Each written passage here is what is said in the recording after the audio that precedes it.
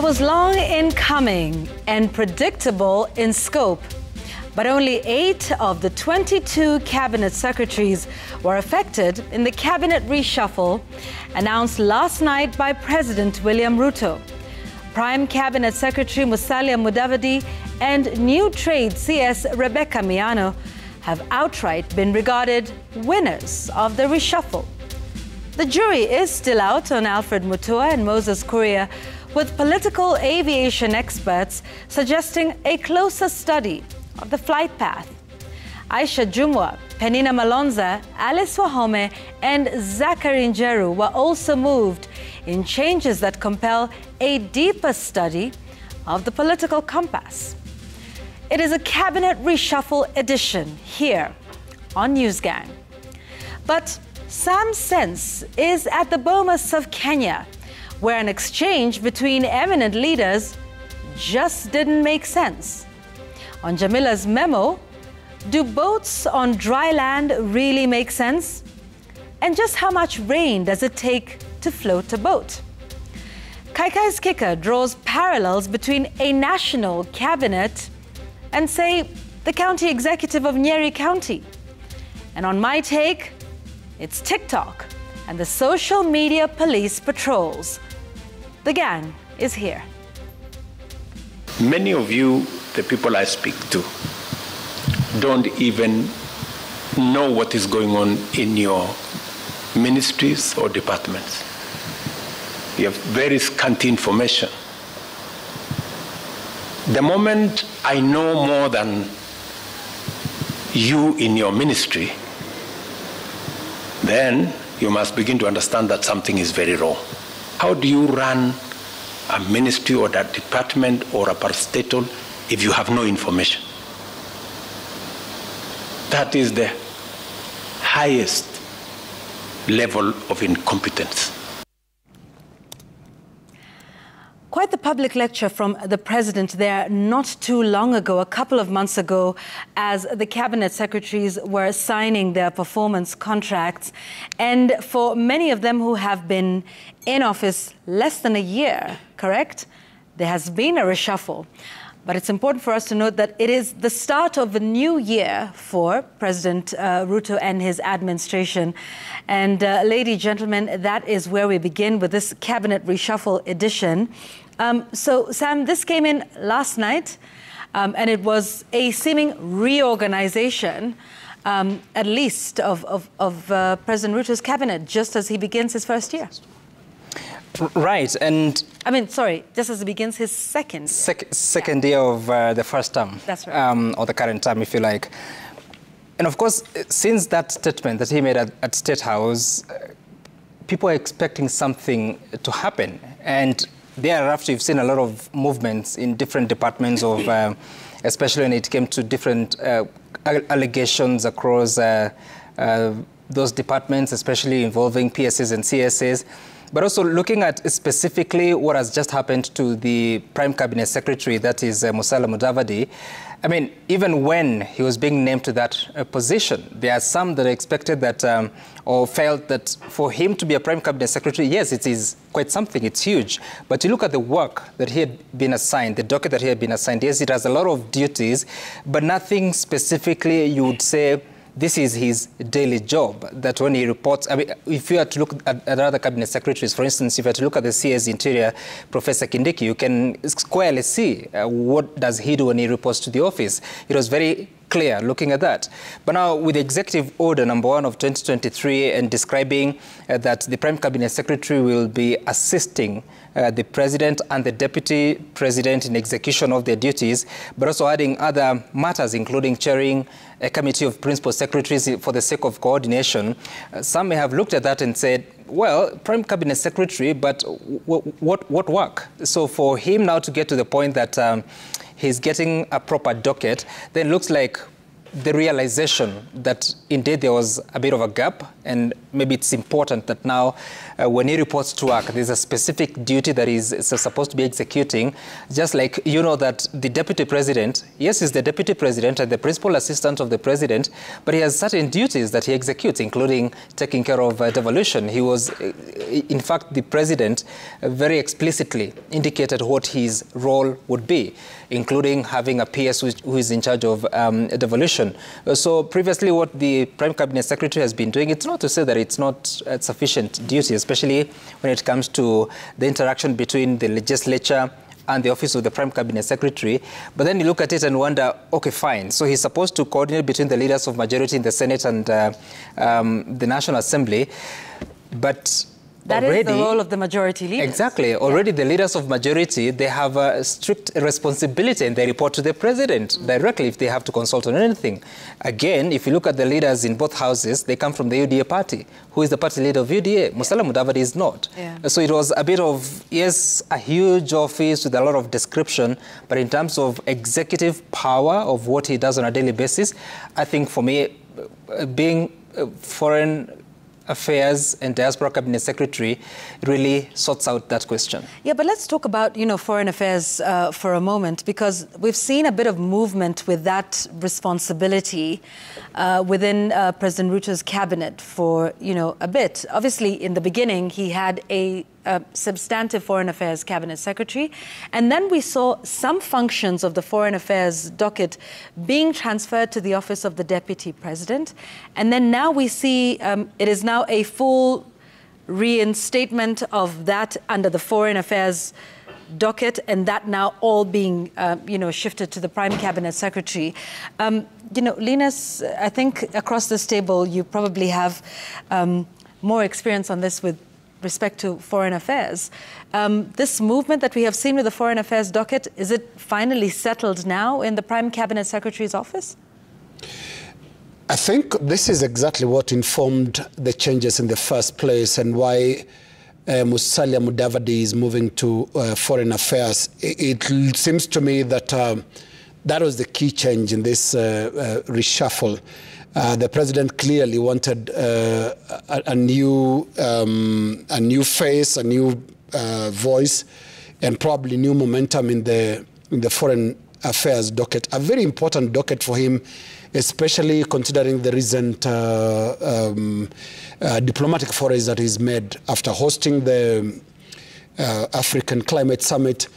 We've seen him in Western capitals, a high-profile tour of the U.S., then the speech at the United Nations, and then we have the Haiti deployment proposed deployment of police service. So foreign affairs is clearly an important docket increasingly for President William Ruto. And I think by doing this reshuffle is also a statement of his assessment of Dr. Alfred Mutua and how he executed the office.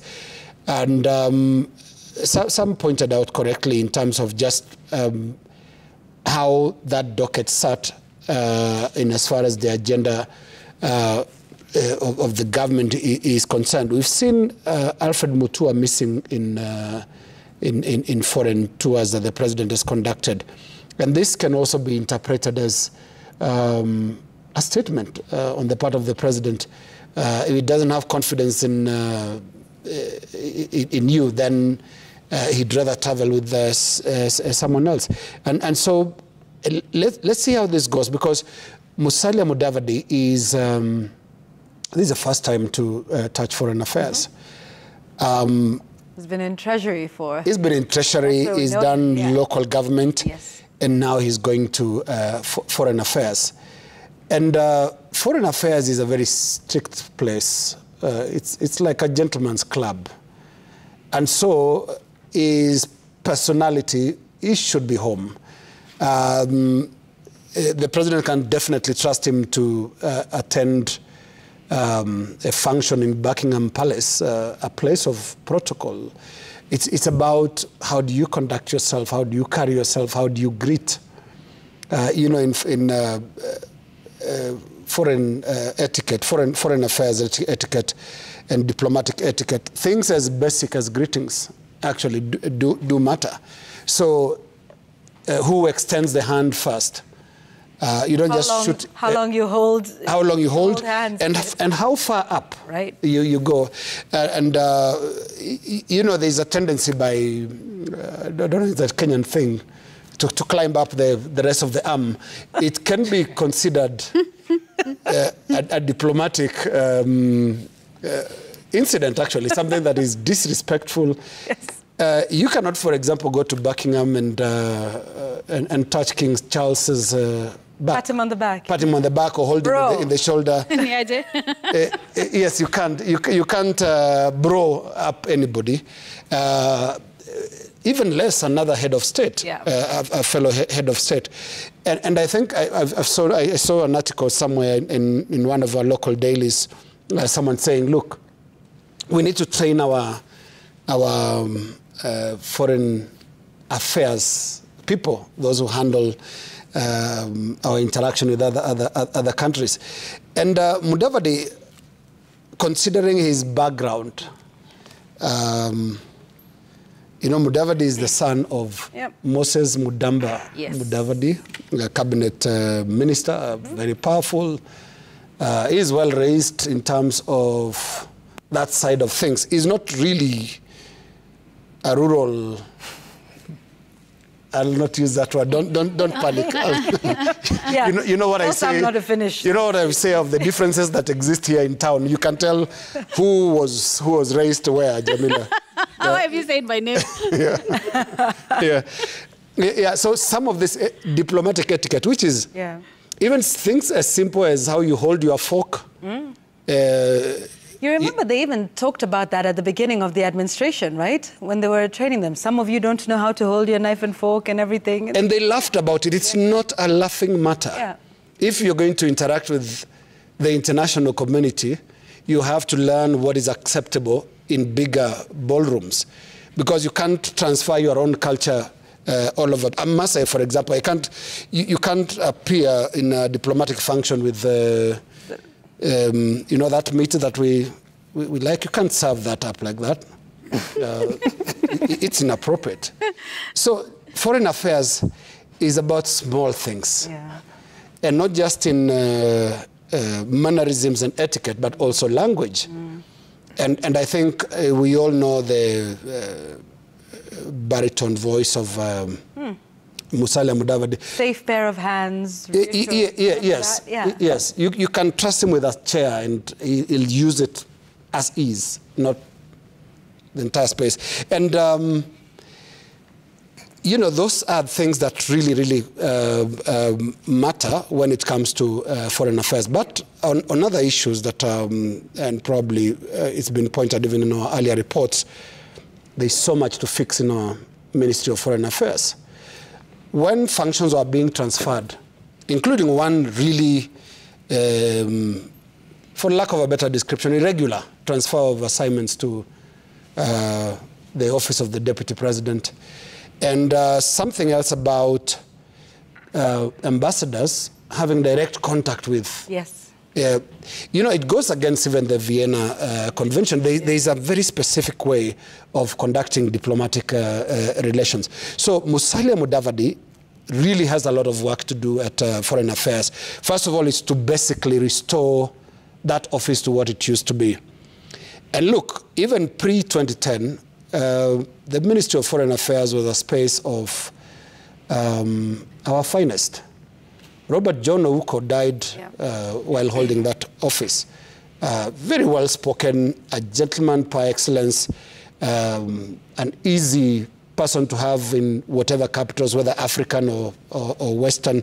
And that's normally the threshold, you know, how awkward or how good do they look in certain contexts. Will you trust them with audience with the Queen, audience with the King, audience with Washington, in both the way they speak and the way they carry themselves. So it's a very, very critical docket.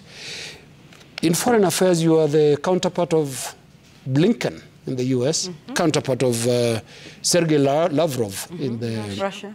In Russia. And these are positions that you take very, very seriously. Around the region, for example, our neighboring states take those positions very, very seriously. And they normally tend to reserve them to their best diplomats. And they do well in deploying, because diplomacy, like someone said, is war by other means. So if you don't invest well, then you will pay the price. And Yvonne, if you look at the Office of the Prime Cabinet Secretary, we mentioned how there were even opinion polls, I think in the story that was done by Leto, about there were some opinion polls that were done, and there was almost a lack of understanding about exactly what the Office of the Prime Cabinet Secretary is supposed to do. Yes, there were roles that were given with the executive order by the President when he was appointing him, assisting him and assisting the deputy, and to chair and coordinate national government legislative agenda across all ministry. But at some point, it looked like it was an overlapping with the roles of the deputy president. And then now, of course, now he's been given the Foreign Affairs docket, and Linus has spoke quite a bit about what that means and the importance of that office. And also, I think it's President William Ruto appointed the cabinet secretaries that he did because he was entrusting them with the roles that he was in terms of like his government agenda and all that. And then when they were signing the performance contracts, and we heard what the president said, talking about how some of you do not know what you're supposed to be doing in your ministries, and Gitugu said that was almost like a warning shot. It's a reflection on him when his cabinet secretaries are not performing their duties. It's a reflection on him when you have diplomatic gaffes left, not just one incident or two or three. We've had several, from the Canada one, the jobs one, from the one, I think, about Sudan and the war that was happening there, the Haiti one, the most recent one on what the former Foreign Affairs Minister said. So the president had to take action. He had to make a decision about how he wanted that Foreign Affairs docket to be handled.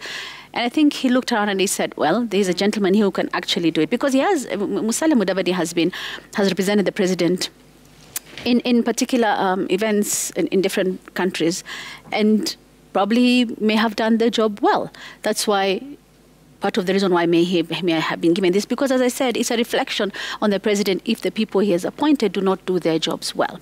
You talked about, Linus, the major shift in the foreign policy by allowing other countries and their missions in Kenya to engage directly with ministries and state agencies without going through the Ministry of Foreign Affairs. The Vienna Convention 1961 grants host states prerogative to determine how to engage with foreign diplomats. The tradition, however, has been that those engagements be done through the local foreign ministry. Lina, as you mentioned that. So now the ministry is being bypassed and embassies are going to deal directly with the government. Should actually have been a warning shot for Mutua in terms of, well, this is a sign that maybe the president does not have faith in you if anakuruka wewe and asking the embassies to deal with the president directly. As we continue, I'd like us to listen to the Deputy President Rigathi Gachagua saying the president